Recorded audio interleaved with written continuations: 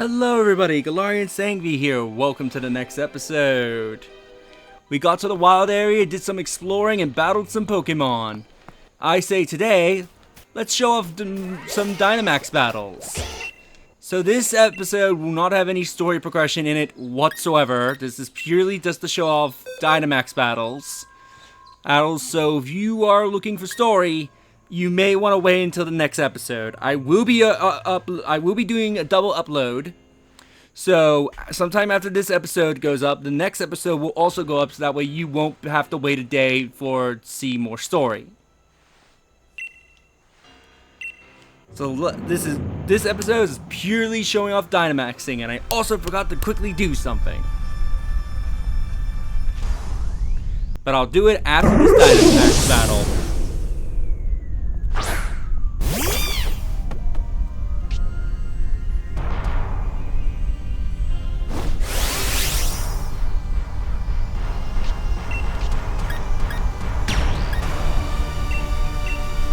So let's Dynamax up.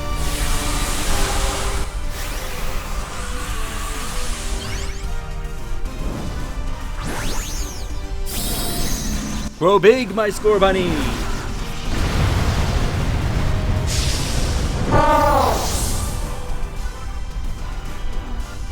And there's a helicopter flying around, being really annoying. I don't know if that's getting caught on the mic whatsoever.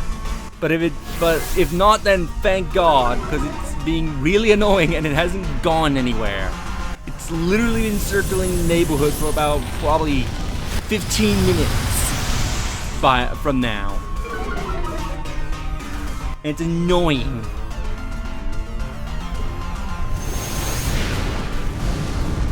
Burn.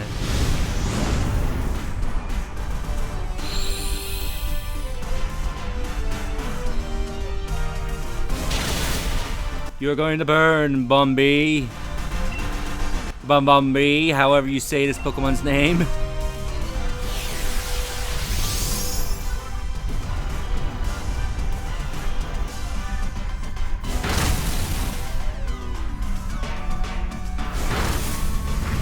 Yes, keep inflicting damage. Yes, yes, yes.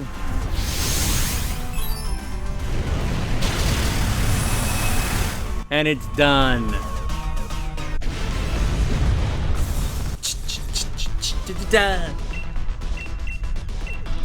Go Pokeball!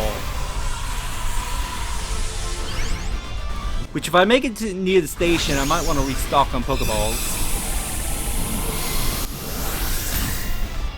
Boom.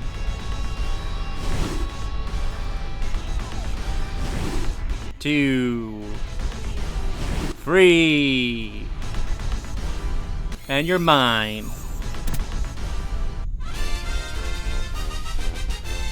Sweet. Ooh, a big nugget. That's a really good sellable item. It excels at digging holes. Using its ears, it can dig a nest of 33 feet deep in one night.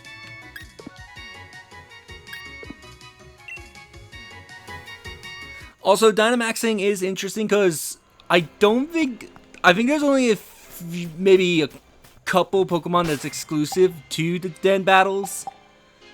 But anyway, I want to show off camping real quick before I do any more battles.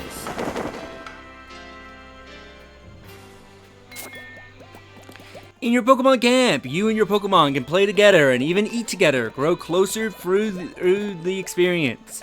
If your Pokemon grows very close to you, they may even try extra hard for you during battle.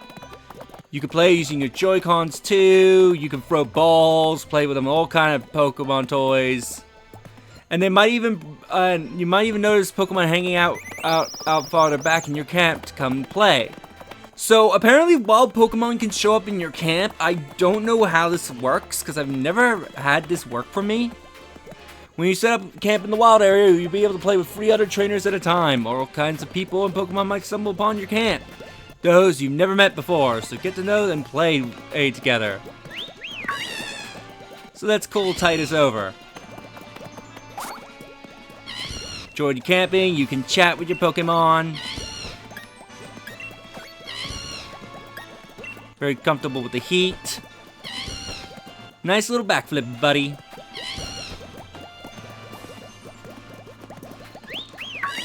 Now let's show off playing.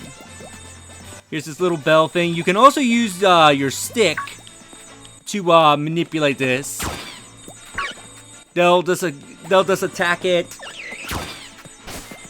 There's also a ball which we can throw. Go get it, Score Bunny.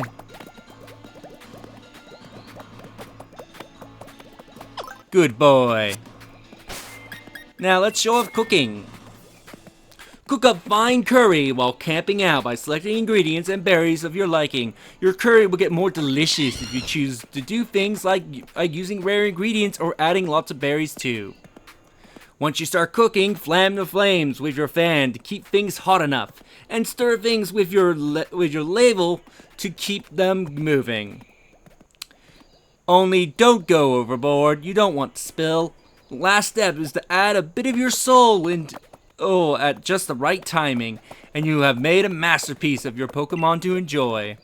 After you finish cooking, it will be time for everyone to dig in together. Eating tasty curry can have a number of effects of Pokemon at your camp, including restoring their HP and making them feel more friendly towards you. So let's cook. So throughout this project, I'm gonna every now and then cook some curry. Let's do it with instant noodles. One of the many ingredients that can be used for cooking at your camp. It has junk food sort of taste, but it goes well with curry. I've never heard instant noodles be considered a junk food.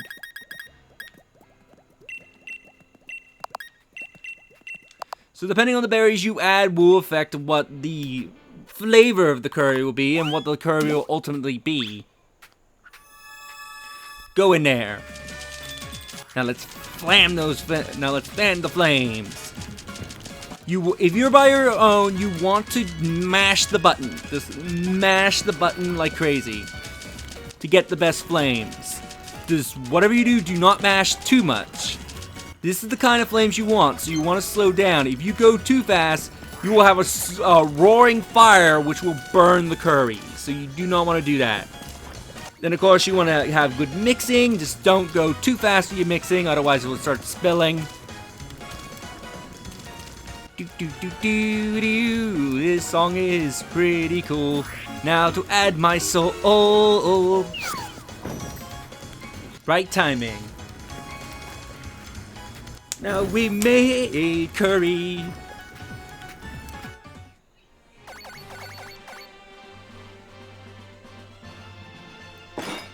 Spicy instant noodle curry. So I'm wondering, do people like actually do that? Do they just pull a cup of instant noodles and make curry out of it? And we got Wobbuffet class, which heals our Pokemon by half. We gained some experience points, and the group got friendly towards me.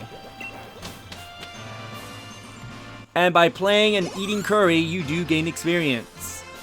So another reason to cook every now and then, while also getting your Pokemon friendlier towards you, so that way you can get some pretty neat effects that happen in battle.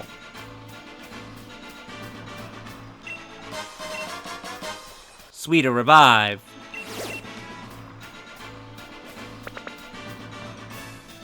I think you normally give something. A wishing piece. This is a rare item you can find. Throw one into a den to attract a wild Pokemon. So, not all dens become active on their own. You do have to, like, throw wishing pieces into the den in certain dens if you want certain Pokemon to show up. Because there are some dens that are programmed to never become active on their own.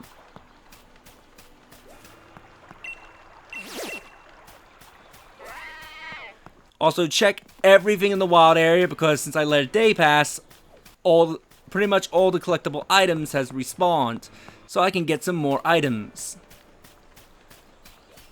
You want to keep a sharp eye out.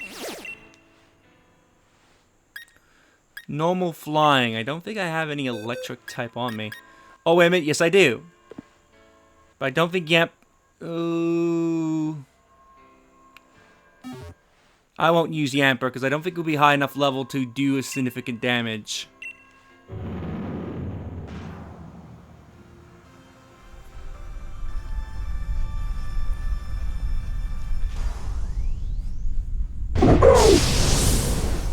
Rufflet.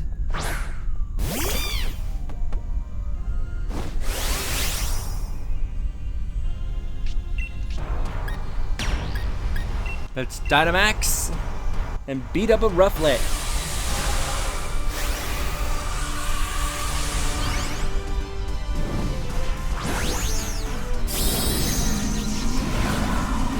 Grow big, my score bunny.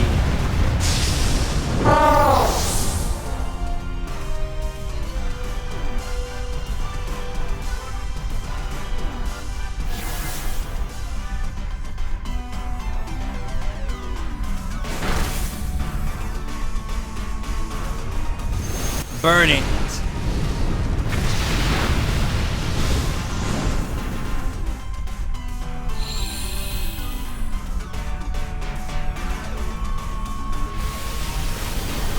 Max Airstream. There goes that wishy-washy. Also, something to note, the AI trainers, their levels start out very, very pathetic. Because the AI trainers, they scale to your levels. So depending on where you are in the story, will be based on how high their level is. So that way their likely survivability and also the moves they'll have on them. Which also, this is another thing I want to mention about raid battles. They start off as a 1-star right now. But as you progress through the story, the star of the raid battles will eventually rise up. So there's be like a 2-star, then there's 3 stars where they'll start having shields that you have to break through, and then a 4 and 5-star. Do note though that as you go up in stars, certain Pokemon may no longer be able to be findable by raids. It's because you're beyond the threshold of what level, raid level they can be found in. So do keep that in mind if you're looking for a certain Pokemon in a raid.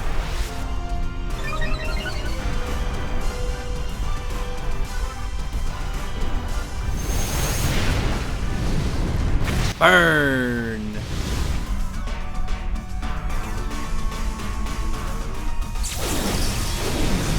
And we shrink.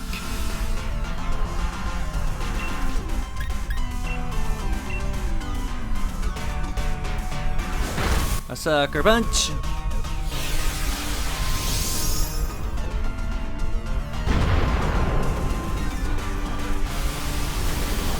Who's that going for? Ooh, goodbye, Maractus. You are not surviving that. Oh, also another thing about raid battles. When your Pokemon gets KO'd, it will be revived for the next following turn. But there can only be 4 KOs, period. Once 4 KOs have happened, you are thrown out of the Pokemon Den. Doesn't matter how close you are to defeating that Pokemon. Oh, really? A sliver of health.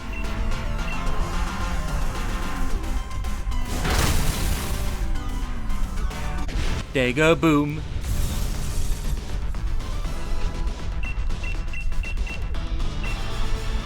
Go Pokeball! Go!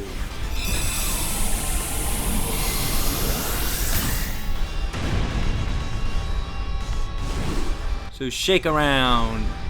Shaky, shaky. 3. And it's caught.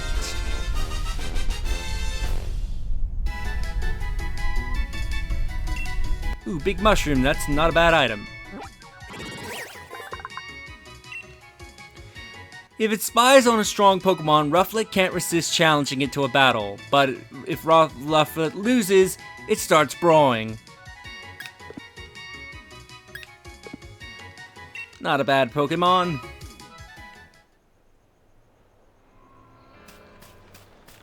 Now, you may see a den with a purple beam shooting out of it instead of red.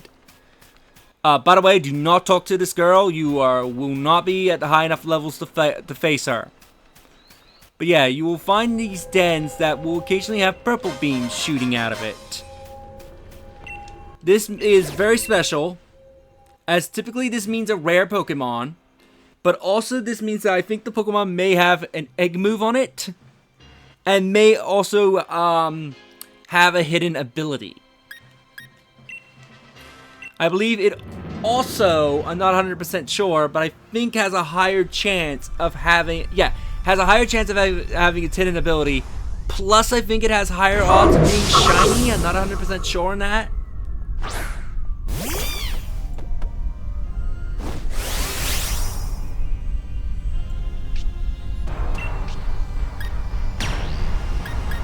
Time to burn this Togepi.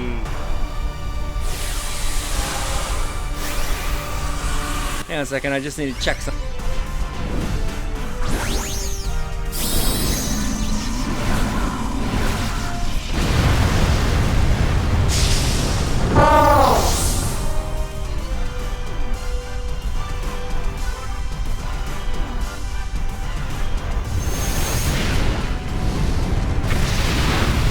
Okay, I've just noticed in my recording, there's these audio pops that are happening, and I don't know if that's actually happening in the game itself.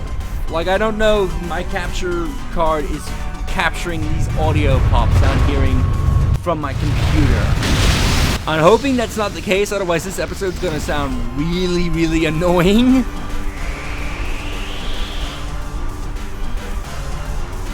And I don't want to mess with my capture card right now, or end the recording.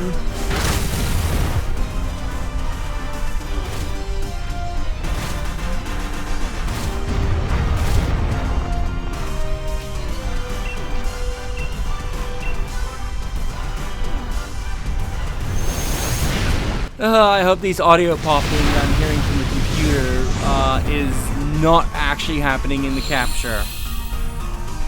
Because again, it will make watching this episode really annoying.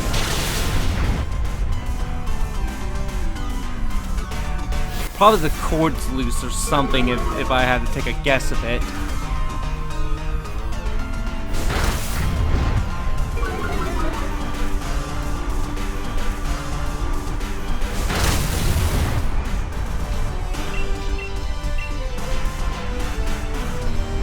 Max Flare.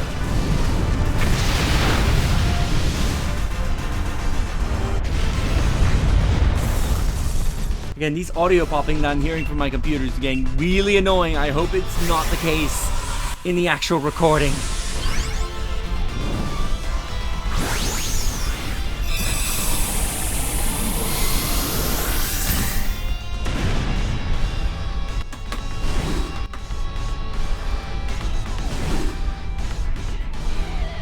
Free.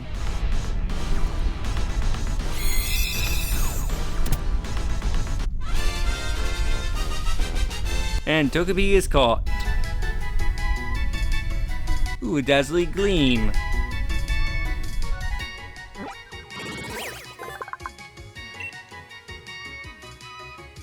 The shell seems to be filled with joy. It is said that it shares good luck when treated kindly.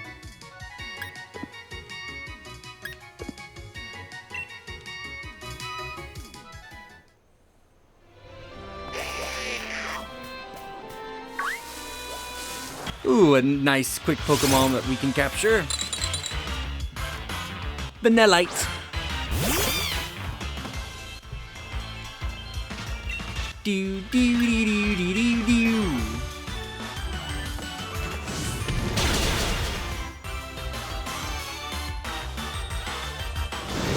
Ooh, very misty. Which, by the way, Vanillite, you may think like, oh, this looks like ice cream. No, that's apparently snow that's covered its body. And like, if you actually look up like what Vanillite and its evolutionary line looks like without the snow, it's looks really weird. I have to say that. And caught.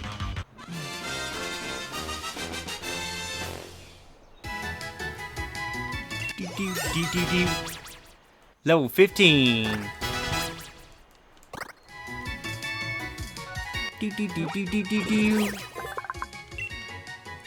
Unable to survive in hot areas, it makes itself comfortable by bathing out cold air enough to cause snow.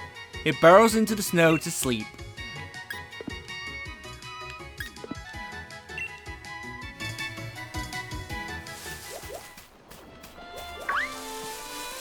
Now what does this den have for us? Ooh, I know what this Pokemon is. Do I have a good... Does anybody know any water moves? Yes, you do. You're gonna be a little risky, but let's try you out. And the nice thing with raids is that you don't have to have the Pokemon in your party. You can just go to your PC and pull the Pokemon out if you need it.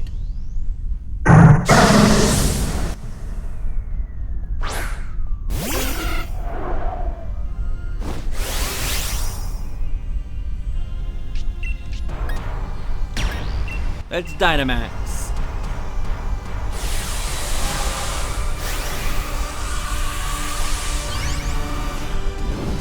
And go!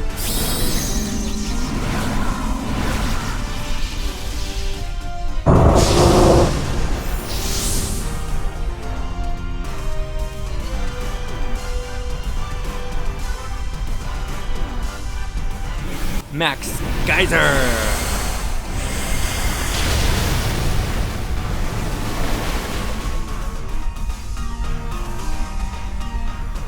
Have it rain!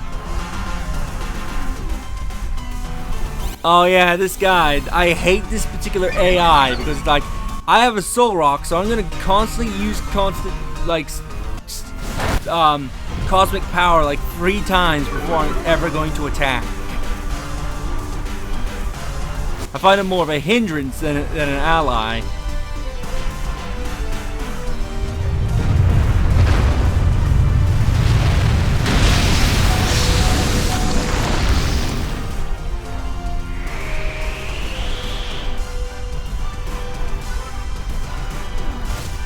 And of course, the sandstorm came and canceled out my water buff.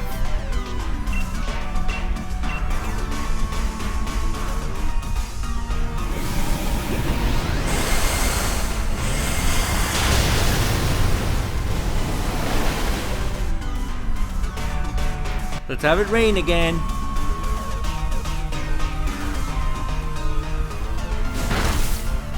Oh, you're actually attacking.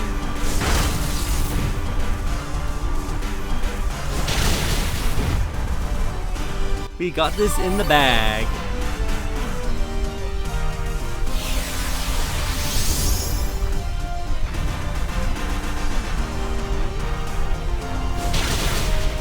Ooh, I'm gone.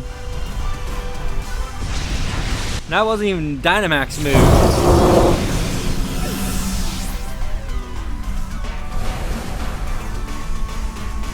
At least I can show off one thing when you're KO'd. You can cheer. Cheering has multiple effects that it can possibly do. In this case, it did absolutely nothing. But cheering can have beneficial effects, like upping the stats of your ally Pokemon, healing your ally Pokemon. It can do a lot of things. Unfortunately, the AI does not do cheers, so you're at a bit of a disadvantage, but if you're with human players, cheering can be very helpful. Let's capture.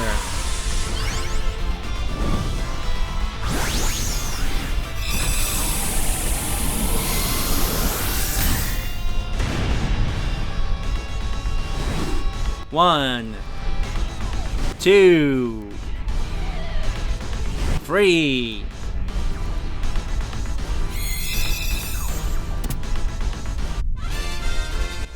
And we caught a bonsai.